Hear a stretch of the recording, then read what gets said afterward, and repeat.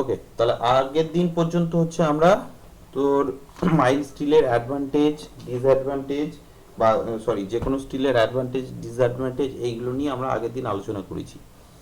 আজকে হচ্ছে আমরা স্টিলের ফিজিক্যাল প্রপার্টি কি কি আছে সেগুলো নিয়ে একটু দেখব। এটা হচ্ছে খুব ইম্পর্টেন্ট জিনিস, কারণ এই প্রপার্টি জিনিসগুলোর উপর বেস করে পুরো স্টিলটা হচ্ছে আমাদের দাঁড়িয়ে থাকে, যে একটা স্টিলের তার কি নেচার থাকে। প্রত্যেকটা স্টিলের মধ্যেই কম বেশি এই বৈশিষ্ট্যটা থাকবে, ঠিক আছে। এবার হচ্ছে তোর কিছু জিনিস হচ্ছে তাদের মধ্যে কিছু হয়তো চেঞ্জেস হতে পারে, কিন্তু বেসিক যে প্রপার্টি সেই প্রপার্টিটা কিন্তু সবসময় সেমই থাকে, ঠিক আছে। তো এটা heading the physical property. Physical, দাঁড়া একটু, ফিজিক্যাল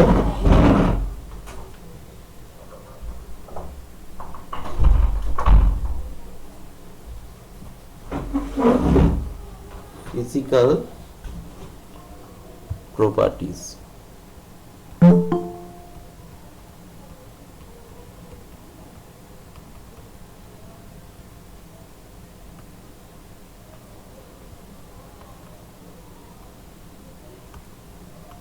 তো ফিজিক্যাল প্রপার্টি প্রথমে লিখে রাখ।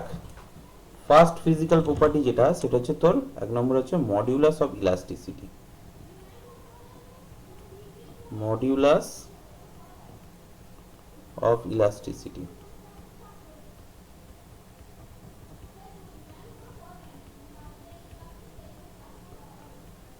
মডুলাস অফ ইলাস্টিসিটিকে আমরা ই দিয়ে ডিনোট করি। স্টিলের মডুলাস অফ ইলাস্টিসিটি কত রে? 2 ইন্টু 10⁵ নিউটন পার এমএম। ঠিক আছে, এক নম্বর গেল। দ্বিতীয় নম্বরে লেখ শেয়ার মডিউলাস। শেয়ার মডিউলাস,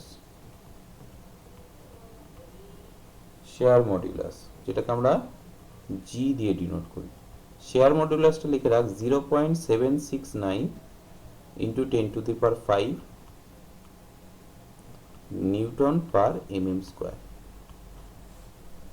ঠিক আছে। 3 নম্বর লেখ পয়জনস ratio.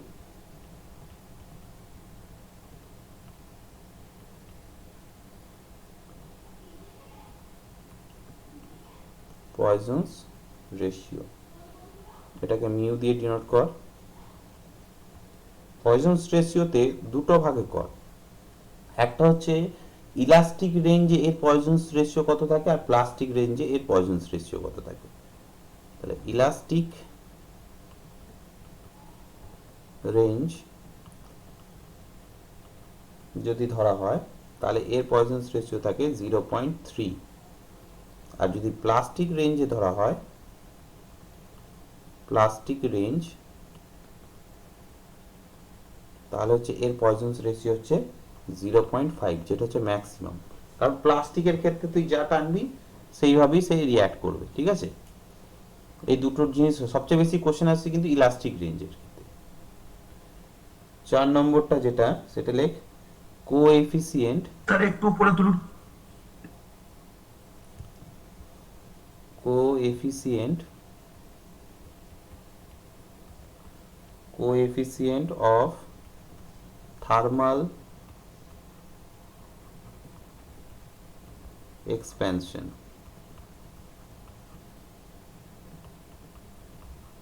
Coefficient of thermal expansion স্টিলের ক্ষেত্রে লিখে রাখ 12 into 10⁻⁻6 per degree centigrade.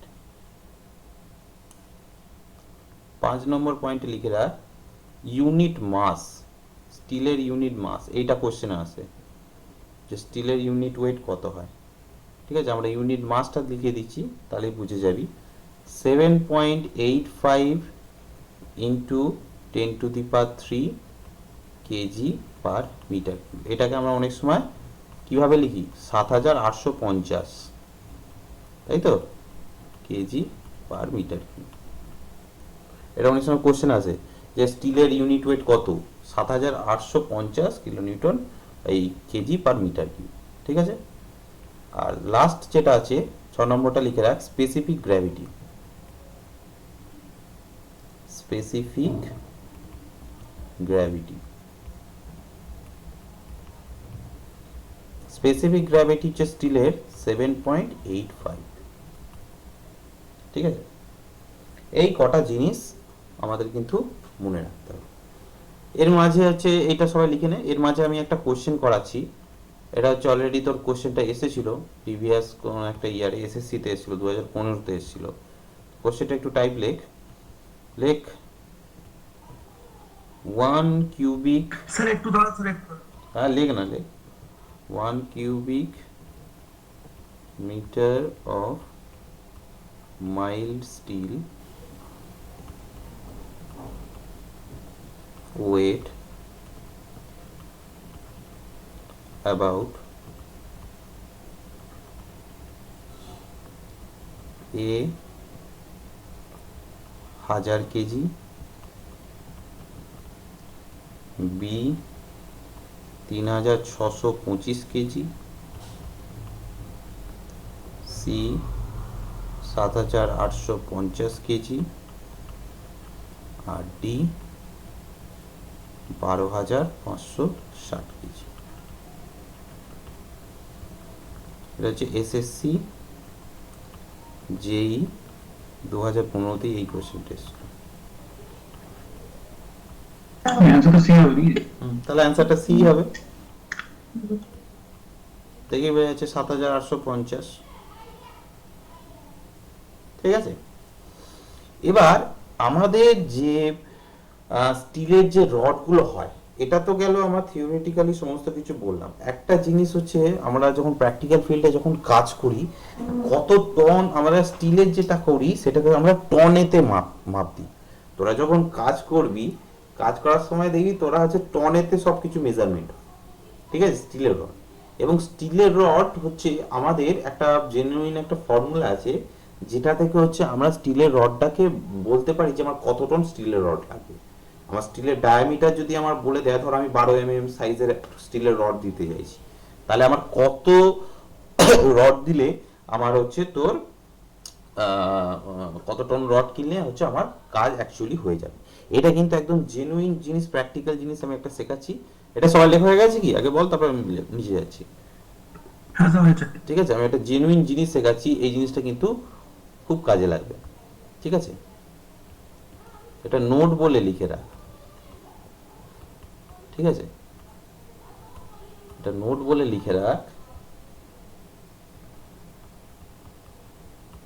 weight of steel bar, weight of steel bar per meter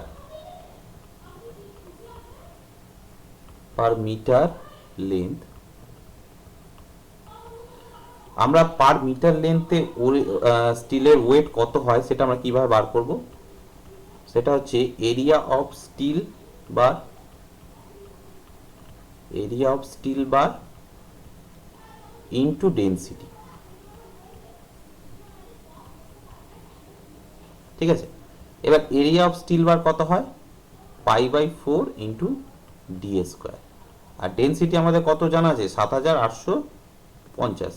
already আমরা করেছি এটা। তো এইটাকে যদি আমরা ক্যালকুলেট করি, তো দেখা গেছে এই ভ্যালুটা হয় ডি স্কোয়ার বাই 162। এটা একদম থাম্ব রুল, একদম যে কোনো সাইটে গিয়ে এই ফর্মুলাটা অ্যাপ্লাই করলেই তোরা কিন্তু অ্যাকুরেট যে রেজাল্টটা সেটা তোরা পেয়ে যাবি। এটা অ্যাজ এ সিভিল ইঞ্জিনিয়ার তোদের কিন্তু অবশ্যই মনে রাখতে হবে, কারণ স্টিলের রডের ওপরেই আমাদের মেইনলি সমস্ত কিছু ম্যাক্সিমাম কাজগুলো হয়। ঠিক আছে, পার মিটার লেন্থে আমার কতটা স্টিলের রড লাগবে, এবার এই যে আমি কেজি পার মিটার কিউ যেটা করলাম, সেটাকেই কিন্তু আমাদের টনেতে কনভার্ট করতে হয়, তাই তো? এবার বলতো 1 টন মানে কত, কত কেজি? 1000 কেজি। হ্যাঁ 1000 কেজি। তাহলে 1 টন মানে বলছিস 1000 কেজি। ঠিক আছে, এবার তাহলে পার মিটার লেন্থে টোটাল ধর আমার যে একটা জায়গার একটা তোর করছিস, কত মিটার লেন্থ হচ্ছে টোটাল, সেটাকে করে সেটাকে টনেতে কনভার্ট করে নিতে, টন পার মিটার বা টন, টোটাল টন, মিটারটা তখন আউট হয়ে গেল, এত টন রড লাগবে। ঠিক আছে, এইখানটা একটু জাস্ট শুধু লিখে রাখ। কারণ এইটা হচ্ছে তোদের তো লাগবে, ওই জন্য আমি এটা জাস্ট লিখে রাখ এখানটা, নোটের মধ্যে লিখে রাখ, পরবর্তীকালে এটা মনে থাকবে না, নাহলে আবার ভুলে যাবি। লেখ this formula is useful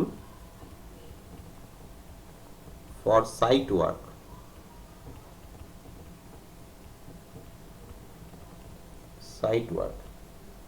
ঠিক আছে? when we order steel bar in weight unit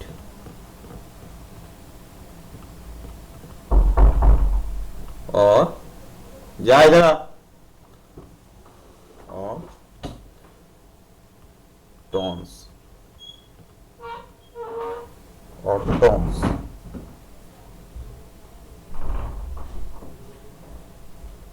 ঠিক আছে? এবার আমাদের যে স্টিল বারের যে পুরো রডটা হয়, আমরা যে পুরো যে রডটা কিনি সেইটা জেনারেল লেন্থ হচ্ছে, সেটা লিখে রাখ। আমাদের যে পুরো একটা, আমরা তো যখন স্টিলের রডটা যখন কিনি পুরো একটা লেন্থ পুরো সে কিনে নি, স্টিলের রডগুলো দেখেছিস তো, সেই গাড়ির মধ্যে যখন আসে সে বাঁকিয়ে একটা একটা পাক বাঁকিয়ে নিয়ে আসে স্টিলের রডগুলোকে, কি রে? হ্যাঁ স্যার, হ্যাঁ স্যার। তো ওইটা জেনারেল লেন্থ যেটা, সেটা লিখে রাখ। General length 40 foot.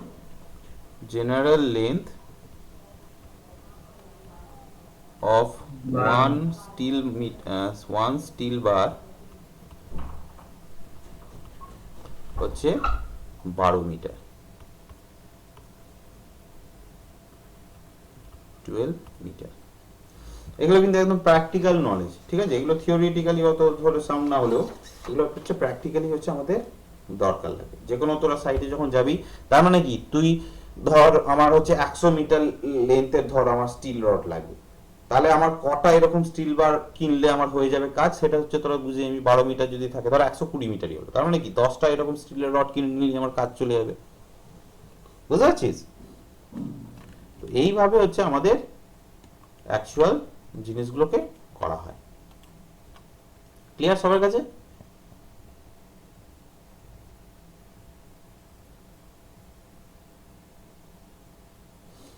ঠিক আছে?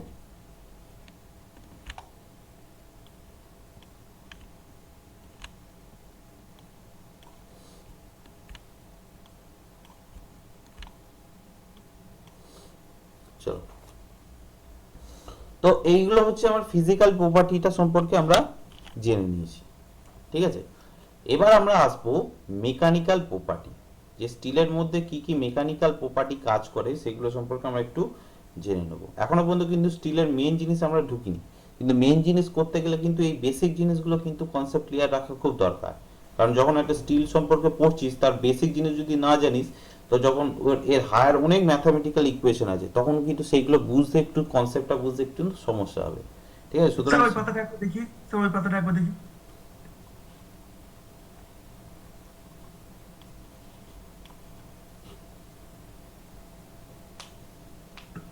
ঠিক আছে স্যার।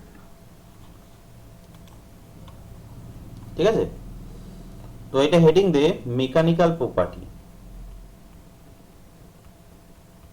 Mechanical property.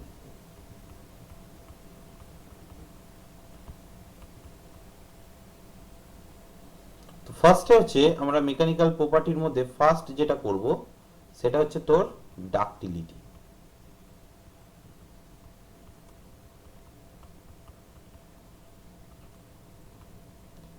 ডাক্টিলিটি জিনিসটা কি? এমনিতেই আমরা জানি যে কোন একটা স্টিল রডকে, যদি এরকম একটা স্টিল রড আছে, সাপোজ ধর এরকম একটা স্টিল রড আছে, এই স্টিল রডটাকে যদি আমরা টানি, এই স্টিল রডটাকে যদি আমরা টানি, তাহলে কি হয়? এই স্টিল রডটা আস্তে আস্তে বাড়তে বাড়তে এরকম ভাবে ধর, এরকম ভাবে হয়তো বাড়ছে,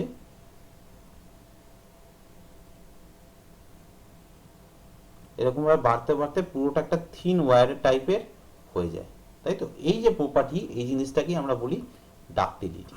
ঠিক আছে, তো এটা লিখে রাখ,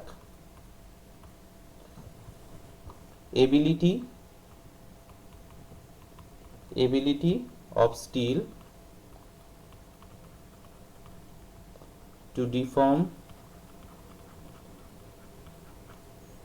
beyond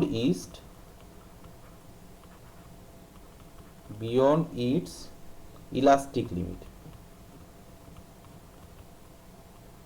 ঠিক আছে, মানে আমি কতটা তাকে এক্সপ্যানশন করতে পারি। ঠিক আছে, নেক্সট পয়েন্ট লিখে রাখ, ductility can be measured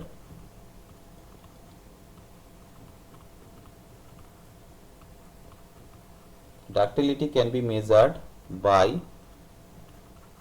percentage of elongation and percentage of area reduction। ঠিক আছে, এটার মানেটা কি? এটার মানেটা হচ্ছে যখন হচ্ছে তোর কোনো একটা রড, সাপোজ ধর এই হচ্ছে আমার একটা রড,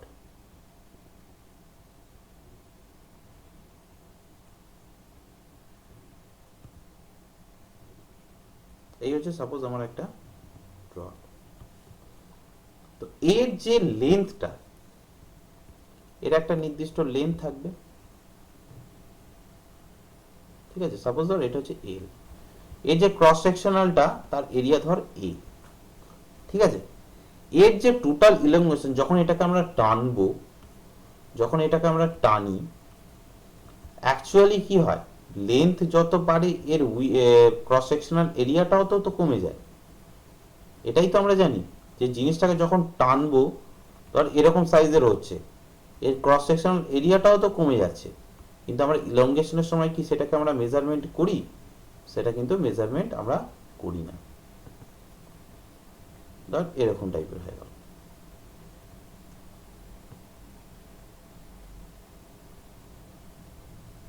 জিনিসটা এরকম টাইপের হয়ে যাচ্ছে,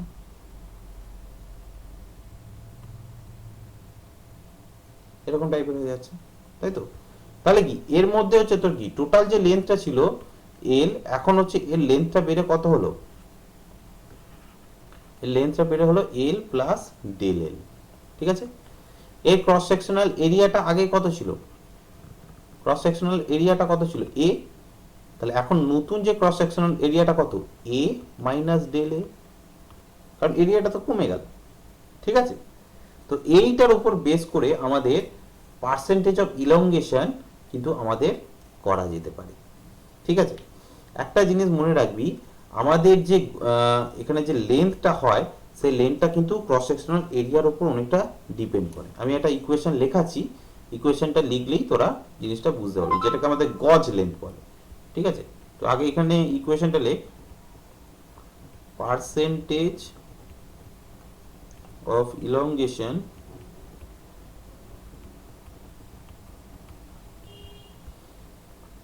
elongation is equal to, একটা ফর্মুলা লেখ, সেটা হচ্ছে elongated length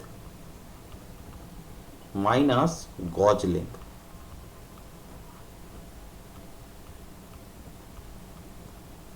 ঠিক আছে, বাই গজ লেন্থ ইন্টু 100%। ঠিক আছে, এটা হচ্ছে আমাদের বেসিক পার্সেন্টেজ অফ ইলংগেশনের ফর্মুলা, যেখানে where গজ লেন্থ কাকে বলে? গজ লেন্থ মানে হচ্ছে, এটা মনে রাখবি, এর জেনারেল বেসিক যে equation 5.65 square root of A zero, যে কোনো গজ লেন্থের যে ইকুয়েশন, যেখানে হচ্ছে আবার এ জিরোর মানে হচ্ছে cross sectional area of specimen. অর্থাৎ আমরা যে এইখানে যে এটা দিয়েছিলাম, এই যে বেসিক যে এরিয়াটা, এইটাকে প্রথম যে এরিয়া সেইটাকে বলা হচ্ছে তোর তার ক্রস সেকশনাল এরিয়া। ঠিক আছে, এইভাবে জিনিসটাকে আমাদের মনে রাখতে হবে যে যে কোনো গজ লেন্থ হচ্ছে কিন্তু নর্মাল যে লেন্থ তার রেসপেক্টে কিন্তু এইটা আমাদের ধরা হয়, যে কোনো পার্সেন্টেজ অফ ইলংগেশনের ক্ষেত্রে আমাদের করা হয়। এবার এই যে পার্সেন্টেজ অফ ইলংগেশনটা আমরা করছি, পার্সেন্টেজ অফ ইলংগেশনটা করছি, এই পার্সেন্টেজ অফ ইলংগেশন বিভিন্ন মেটেরিয়ালের ক্ষেত্রে বিভিন্ন হয়। ঠিক আছে, লিখে রাখ এখানে পার্সেন্টেজ অফ ইলংগেশন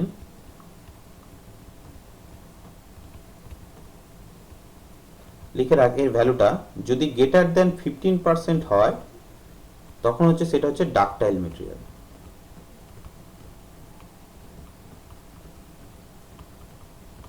ঠিক আছে, যদি হচ্ছে 5 থেকে হচ্ছে 15%-এর মধ্যে হয় তাহলে সেটা হচ্ছে ইন্টারমিডিয়েট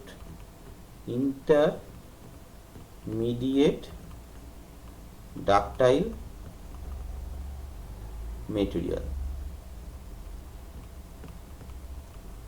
আর যদি লেস দেন 5% হয় তাহলে সেইটা হচ্ছে আমাদের ব্রিটেল মেটেরিয়াল।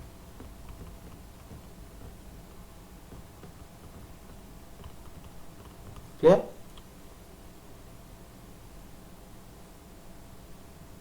স্যার একটু দাঁড়ান।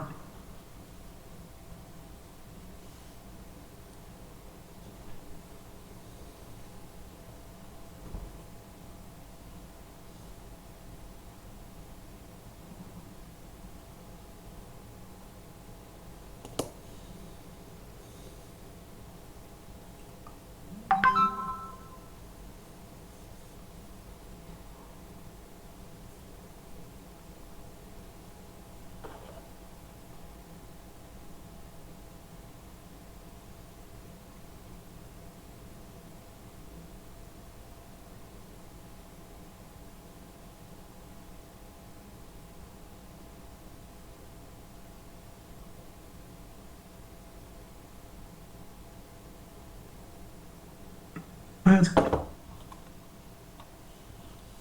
ঠিক আছে, এবার দেখ কিছু পয়েন্ট হচ্ছে আমাদের এখানে, যেমন নোট আকারে এটা লিখে রাখ দুটো, আমাদের এই ডাকটাইল মেটেরিয়ালের ক্ষেত্রে, ডাকটাইলের ক্ষেত্রে দুটো নোট লিখে রাখ জাস্ট, যে আমাদের এই যে ইলংগেশনটা হয়, ঠিক আছে, তো এই ইলংগেশনটা যদি 60 mm গজ লেন্থের থেকে যদি বেশি হয় তাহলে হচ্ছে তোর এই যে ইলংগেশন মানে কোনো গজ লেন্থ ধর যা আছে তার থেকে যদি 60 mm বেশি হয়ে যায় তাহলে ইলংগেশনটা হচ্ছে 20% ধরা হয়। আর যদি 120 mm এর উপরে হয়ে যায় তখন তাকে 10% ধরা হয়। আমাদের এই যে পার্সেন্টেজ অফ ইলংগেশন যেটা আছে, ঠিক আছে, 15%। ঠিক আছে, এবার এই যে পার্সেন্টেজটা ডিপেন্ড করবে হচ্ছে কত গজ লেন্থ আছে তার উপর। ঠিক আছে, এটা লিখে রাখ ইলংগেশন। আমি এই যে পয়েন্টগুলো লেখাচ্ছি সবকটা পয়েন্টই কিন্তু কোনো না কোনো পরীক্ষায় এসেছে। ঠিক আছে, সেই জন্য এগুলোকে লিখে রাখা। 60 mm গজ লেন্থ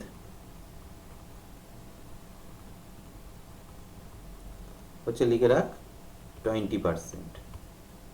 ঠিক আছে, আর লিখে রাখ ওভার 120 mm গজ লেন্থ সেটা হচ্ছে ধরে রাখ 10%। ঠিক আছে, এই দুটো জিনিস আমাদের মনে রাখতে হবে। আর একটা জিনিস মনে রাখতে হবে যে যখন ফ্র্যাকচার হয়, ঠিক আছে, ফ্র্যাকচার পয়েন্টে ইলংগেশনটা কতটা হয়। ইলংগেশন অ্যাট ফ্র্যাকচার পয়েন্ট,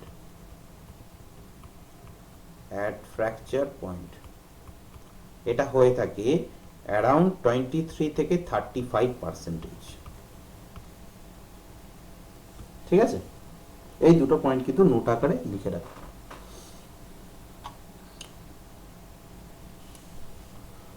চলো, তাহলে এইটা হয়ে গেল আমাদের ডাকটিলিটির পুরোপুরি। স্যার দাঁড়ান স্যার, দেখান একটু স্যার, একটু নে। সময় দিন লেখা।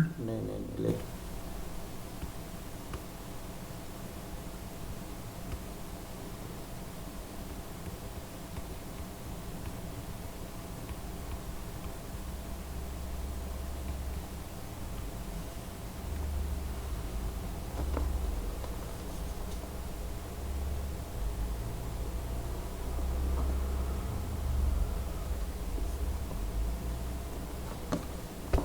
হয়েছে?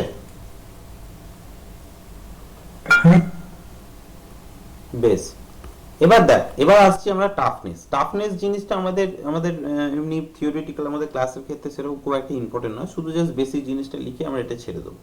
যেটা আমাদের লাগবে সেই জিনিসটা নিয়ে আমরা ডিটেলস আলোচনা করব। তো টাফনেস কি actually? Capacity to absorb energy or ability of steel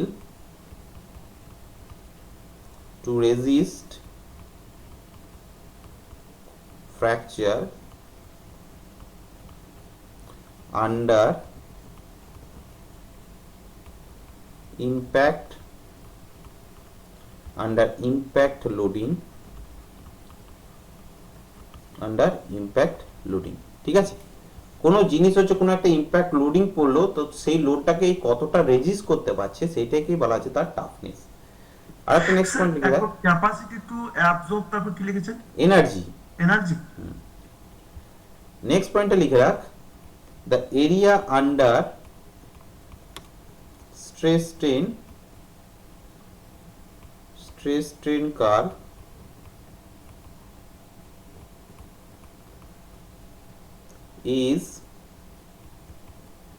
is a measure of toughness। ঠিক আছে, টাফনেসটাকে আমরা তোর স্ট্রেস স্ট্রেন কার্ভের মধ্যে যে এরিয়াটা আমরা পাচ্ছি সেইখান থেকে কিন্তু আমরা টাফনেসের মেজারটা করি। ঠিক আছে, শুধু এই দুটো পয়েন্ট মনে রাখলেই হবে। ঠিক আছে, সেকেন্ডটা মানে বুঝলাম না। মানে হচ্ছে আমাদের যে স্ট্রেস স্ট্রেন কার্ভটা করা হচ্ছে, ঠিক আছে, সেই স্ট্রেস স্ট্রেন কার্ভের ক্ষেত্রে কোনো একটা জিনিস মনে রাখবি, ধর এই হচ্ছে আমার স্ট্রেস স্ট্রেন কার্ভ, স্ট্রেস আর এইদিকে হচ্ছে স্ট্রেন। ঠিক আছে, কোনো জিনিসকে যদি আমাদের মাইল্ড স্টিলের ক্ষেত্রেটা ধর, এটা হচ্ছে আমাদের মাইল্ড স্টিলের বেসিকে। ঠিক আছে, তো কোনো একটা ইম্প্যাক্ট লোডিং দেওয়া হলো, সার্টেন অ্যামাউন্ট অফ ডিফরমেশন হলো। ধর ইম্প্যাক্ট লোডিংটা দেওয়ার ফলে ডিফরমেশনটা ধর এতটা হলো, মানে স্ট্রেনটা হলো, তাহলে ওই যে টাফনেসটা সেইটা কতটা হবে? সেইটা হচ্ছে এই যে ডিফরমেশনটা হয় তার যে টোটাল এরিয়াটা, এই স্ট্রেস স্ট্রেন কার্ভের এই যে এরিয়াটা, মানে যার মধ্যে হচ্ছে তোর এই এনার্জিটা হচ্ছে তোর রেজিস্ট হলো, এনার্জিটা অ্যাবজর্ব হলো, এটা হচ্ছে তোর এনার্জি অফ রেজিলিয়েন্সও বলা হয়। ঠিক আছে, তোর আমাদের এনার্জি যে থিওরি আছে সেখানেও তোরা দেখতে পাবি এই যে টোটাল যে এরিয়াটা, এইখান থেকেই হচ্ছে আমাদের টাফনেসটা মেজার করা হয়। ঠিক আছে, এটা হয়ে গেছে সবাই? স্যার ছবি আঁকছি, দাঁড়ান।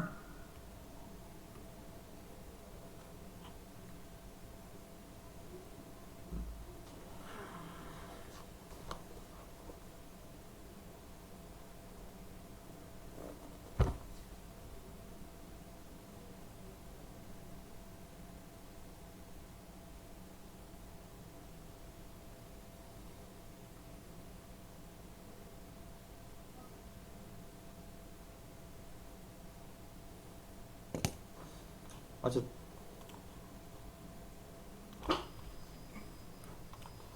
ওকে, নেক্সট হচ্ছে দেখ আমাদের স্ট্রেংথের ক্ষেত্রে আমরা হচ্ছে তোর দেখ এখানে যে ডায়াগ্রামটা করেছি, একটা হচ্ছে তোর এখানে হচ্ছে আমরা দেখতে পাই একটা হচ্ছে ইল্ড স্ট্রেংথ, একটা হচ্ছে আলটিমেট স্ট্রেংথ, তাই তো? এটা হচ্ছে আমার ইল্ড আর এটা হচ্ছে আমার আলটিমেট। ঠিক আছে, আমরা যখন স্ট্রাকচারাল স্টিল সেকশন ইউজ করব তখন কিন্তু আমরা এই আলটিমেট স্ট্রেংথ মানে নতুন কোড প্রভিশন অনুযায়ী আলটিমেট স্ট্রেংথের হচ্ছে তোর ভ্যালু ধরে হচ্ছে আমরা ডিজাইনগুলো করি। আর যখন আরসি রেনফোর্স পার্ট যেগুলো আমরা ইউজ করি সেগুলোর ক্ষেত্রে আমরা ইল্ড স্ট্রেংথের উপর বেস করে আমরা কিন্তু ডিজাইন করি। এটা কিন্তু খুব ভাইটাল জিনিস, খুব মনে রাখবি। যখন স্টিল স্ট্রাকচারের ডিজাইন হয়, স্টিল স্ট্রাকচার মানে যার হচ্ছে তোর সেকশনগুলো হচ্ছে এরকম আই সেকশন টাইপের হয়। ঠিক আছে, এই যে আই সেকশন টাইপের পুরোটাই স্টিলের, সেই ধরনের সেকশনগুলোর ক্ষেত্রে কিন্তু ডিজাইন হচ্ছে আমরা আলটিমেট স্ট্রেংথ ধরেই করি। ঠিক আছে, সেই জন্যই হচ্ছে নতুন যে আমাদের কোড 800টা বেরিয়েছে 2007, সেটা কিন্তু পুরোটাই হচ্ছে আলটিমেটের ওপর বেস করে। তো এটা লিখে রাখ, স্ট্রাকচারাল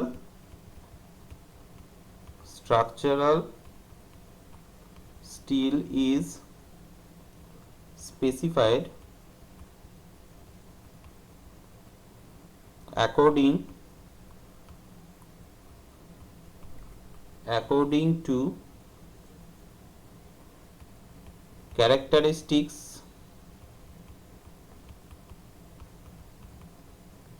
of, এটা আলাদা গালিতে লেখ, of ultimate tensile stress।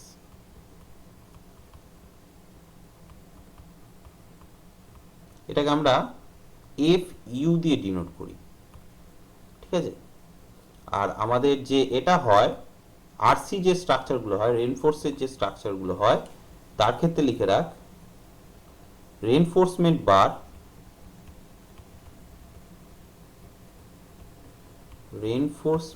Bar in RC বা RCC are specified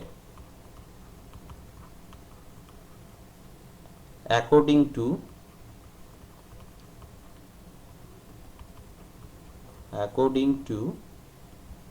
yield stress।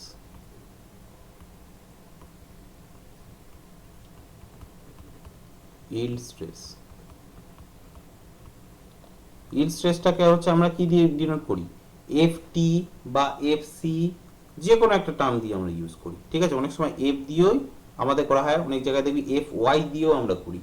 F Y মানে হচ্ছে yield স্ট্রেসের সাইন, ঠিক আছে। এই জিনিসটা কিন্তু আমাদেরকে মনে রাখতে হবে, ঠিক আছে। আর একটা জিনিস জানবি, আমি ওটা পরে আমি একটু লিখিয়ে দিচ্ছি, ঠিক আছে। হ্যাঁ, এটা লিখেই নি স্ট্রেংথের ক্ষেত্রে এই তিনটে বেসিক জিনিস কিন্তু আমাদের খুব মনে রাখতে হবে।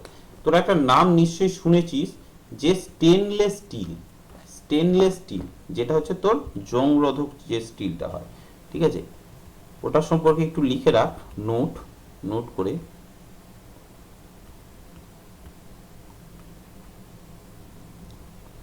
এটা আলাদা গালিতে দে, নোট করে লিখে রাখ stainless steel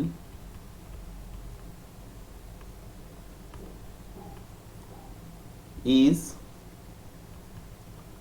low carbon steel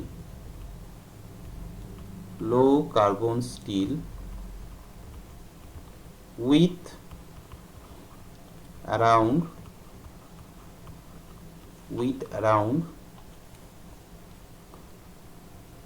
10.5% chromium, যেটা হচ্ছে আমরা আগের যে বারটা দেখাচ্ছিলাম, বাই ওয়েট, ঠিক আছে। এটা কিন্তু মনে রাখতে হবে, ঠিক আছে।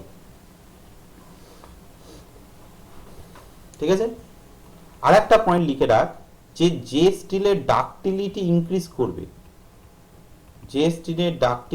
ইনক্রিজ করবে সেই স্টিলের কোরোশন হচ্ছে তত কমবে। স্যার বাই ওয়েট মানে স্যার বাই ওয়েট বলতে মানে এটা যদি 1 গ্রাম স্টিল হয় তার মধ্যে 1 কেজি যদি স্টিল হয় তার মধ্যে 10% হচ্ছে ক্রোমিয়াম থাকবে। বাই ওয়েটে মানে কি, ওজন অবস্থায়, মানে যদি 100 কেজি যদি স্টিল নেই তার মধ্যে কত 10.5 কেজি হচ্ছে তোর ক্রোমিয়াম থাকবে ওই স্টিলের মধ্যে। এটা হয়ে গেছে, এটা সব লেখা হয়ে গেছে।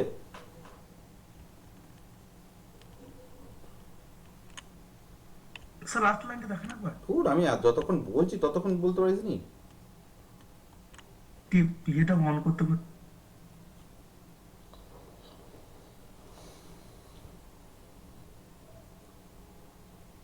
ঠিক আছে স্যার, ঠিক আছে। এবার দেখ আমাদের কত ধরনের গ্রেডেড স্টিল পাওয়া যায়, সেই জিনিসটা আমরা একটু দেখি, যে কি কি গ্রেডেড স্টিল হচ্ছে আমরা দেখতে পাই। তো এইখানটা হেডিং দে, এটা করে আজ ছেড়ে দেবো। দেখ ভেরিয়াস গ্রেড অফ স্টিল,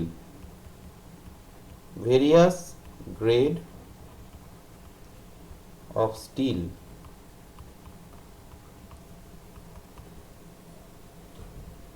ঠিক আছে।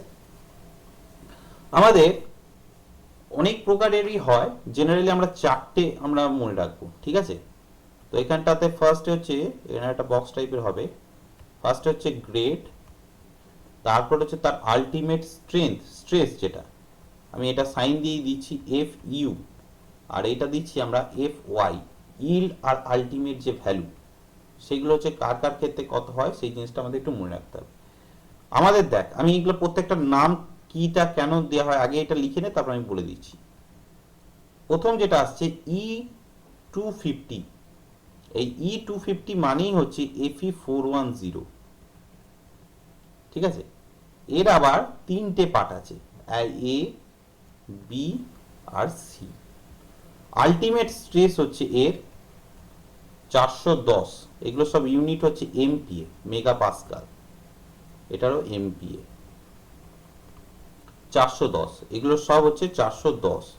এবার এ বি সি এই দুটোর মানেগুলো কি সেটা আমি বলবো। আর ইল্ডের ভ্যালু হচ্ছে 250। একটা জিনিস দেখ, E250 আর FE 410, তার মানে ই সাইনটা যখন থাকছে তখন বোঝাচ্ছে যে তার ইল্ড স্ট্রেসটা কত, আর এফি যখন সাইনটা থাকছে তার মানে বলছে যে তার আলটিমেট স্ট্রেসটা কত, ঠিক আছে। এই জিনিসটা থেকে এটা কিন্তু স্পষ্ট বোঝা যাচ্ছে। দেখ তারপরে লেখ E300, এর উপরে যেটা আছে সেটা হচ্ছে E300, এটা হচ্ছে আমাদের FE440, ঠিক আছে। এর আছে, এরও সেই এবিসিডি টাইপেরই থাকে, শুধু আমি একটাই লিখে দিচ্ছি 440 মানে আলটিমেটটা হচ্ছে 440, আর এইটা কত হবে 300 হবে। নেক্সট যেটা আসছে FE350 350, যেটা হচ্ছে আমাদের FE 490, এই ক্ষেত্রে তাহলে হচ্ছে এটা হচ্ছে আমাদের 490, আর এটা হচ্ছে 350।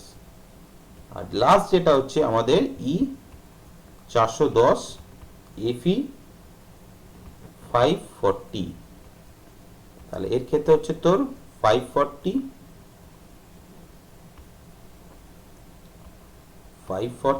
আর এটা হচ্ছে 410, ঠিক আছে। এবার প্রশ্নটা হচ্ছে আমরা এখান থেকে কোনটা থেকে কি মানে বুঝবো। প্রথমেরটাই ধর FE250, এটা দেওয়া আছে, এটা হচ্ছে FE410 গ্রেড এ, তাই তো। এইটা থেকে হচ্ছে আমাদের মেনলি যেটা বলে এটা হচ্ছে আমাদের কোন গ্রেডের স্টিল সেটাকে বোঝায়, গ্রেড অফ স্টিল,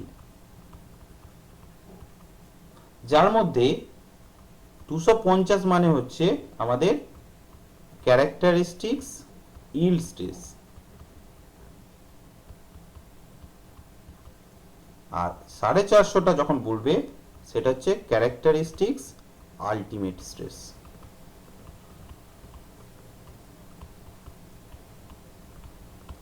ঠিক আছে। এবার এই যে প্রশ্নটা আসছে যে এখানে এ বি সি এই নামগুলোর মানেটা কি। এ বি সি হচ্ছে বিভিন্ন অ্যাপ্লিকেশনের উপর বেস করে হচ্ছে আমাদের স্টিলের গ্রেডগুলো করা হয়, যে আমি ওই স্টিলটা কি বেসিসে কি পারপাসে আমরা ইউজ করব, ঠিক আছে। গ্রেড এটা যেমন নন ক্রিটিক্যাল অ্যাপ্লিকেশনের ক্ষেত্রে করা হয়, মানে যেখানে হচ্ছে খুব ক্রিটিক্যালি লোডের ঝামেলা থাকে না, সেই সমস্ত জায়গায় হচ্ছে তোর গ্রেড এটা দেয়া হয়, ঠিক আছে।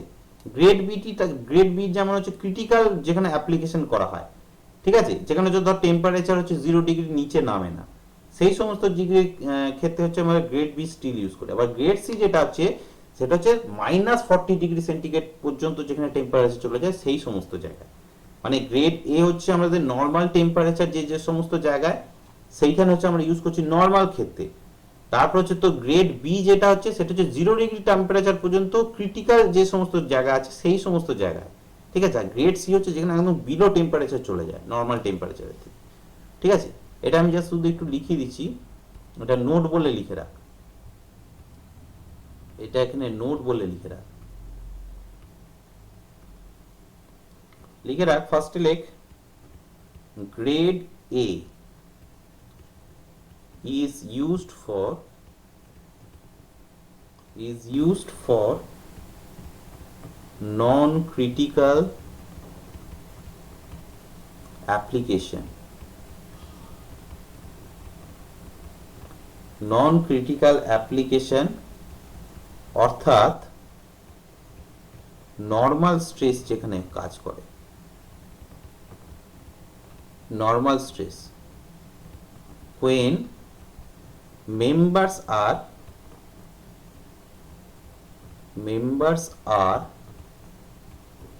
prone to brittle fracture।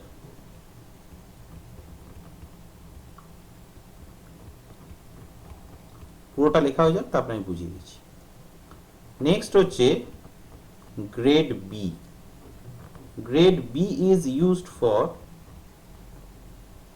used for critical application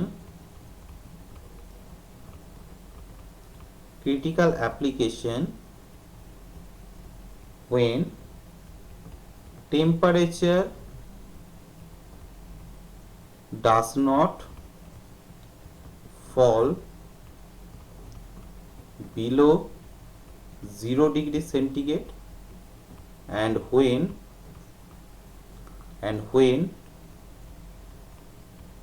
parts are prone to brittle